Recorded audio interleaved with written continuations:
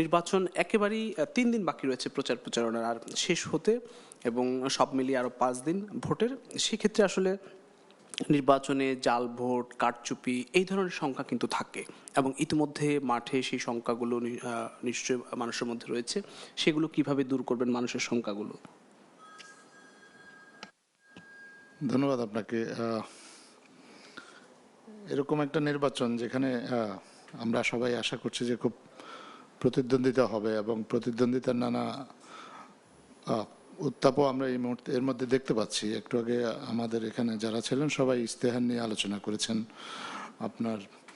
তো এই ধরনের একটা নির্বাচনে আপনি যখন কনস্ট্রাকটিভ ডিসকাশনগুলো কন্টিনিউ করতে পারবেন, মানুষ যখন আসলে ভোট কেন্দ্রে সিদ্ধান্ত নিয়ে যেতে পারবে যে তিনি কাকে ভোট দেবেন, তো এইসব ক্ষেত্রে নির্বাচনের কারচুপির সম্ভাবনা এমনিতেই কমে আসে।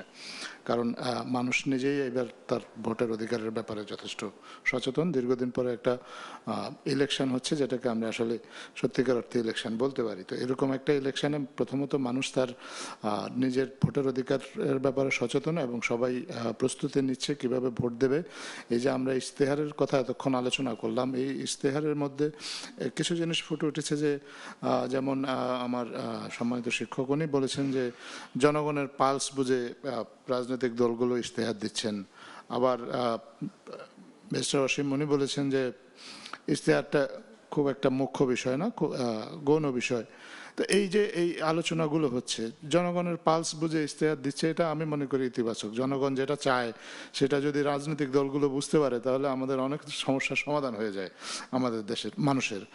আর ইশতেহার গৌণ এটা আমি বলতে পারি না, এই কারণে যে আপনার ইশতেহারটা এক ধরনের দালিলিক একটা বিষয়। আপনার জনগণের কাছে রাজনৈতিক দলের একটা দালিলিক অঙ্গীকার, যে অঙ্গীকারের ভিত্তিতে পরবর্তীতে যাদের কাছে নির্বাচিত যে দলই ক্ষমতায় যাবে তাদের কাছ থেকে জনগণ জবাবদিহিতা চাইতে পারবে।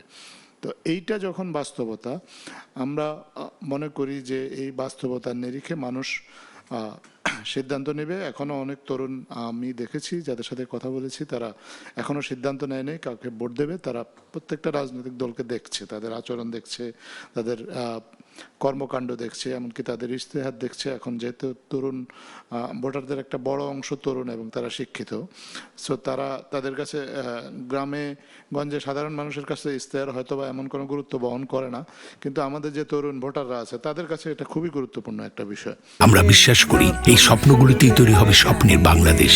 স্বপ্নধারা, ধরনীর বুকে স্বপ্নের ঠিকানা। তারা এটা দেখছে, দেখে রাজনৈতিক দলগুলোর অঙ্গীকার এগুলো বিচার বিশ্লেষণ করছে, করে তারা আমরা আশা করছি যে তারা একটা সিদ্ধান্ত নিয়ে ভোট কেন্দ্রে যাবে। তো এইরকম পরিস্থিতিতে ভোটাররাই তার ভোটের সুরক্ষার জন্য প্রথম আমাদের অবলম্বন। আমরা মনে করি যে ভোটাররা সচেতন। আর আপনার আইন শৃঙ্খলা রক্ষাকারী বাহিনী, তো এটা ইতিহাসে সর্বাধিক সংখ্যক আইন শৃঙ্খলা রক্ষাকারী বাহিনী আপনার নিয়োগ করা হচ্ছে। সরকারের পক্ষ থেকে প্রশাসনকে নিরপেক্ষ থাকার জন্য নির্দেশনা দেওয়া হয়েছে। সবচেয়ে বড় জিনিস হচ্ছে এই নির্বাচনে সরকারের কোনো স্টেক নেই, সরকারের কোনো উপদেষ্টা এই নির্বাচনে প্রার্থী হয় নাই। সরকার জানিয়ে দিয়েছে যে তারা জনগণ যাদেরকে নির্বাচিত করবে তাদের কাছ থেকেই তাদেরকে দায়িত্ব দিয়ে সরকার যত দ্রুত সম্ভব দায়িত্ব হস্তান্তর করে সরকার চলে যাবে। তো সরকারের যখন আপনার স্টেক থাকে না, তখন সরকারের দিক থেকে আপনার নির্দেশনাটা থাকে একেবারে পরিষ্কার।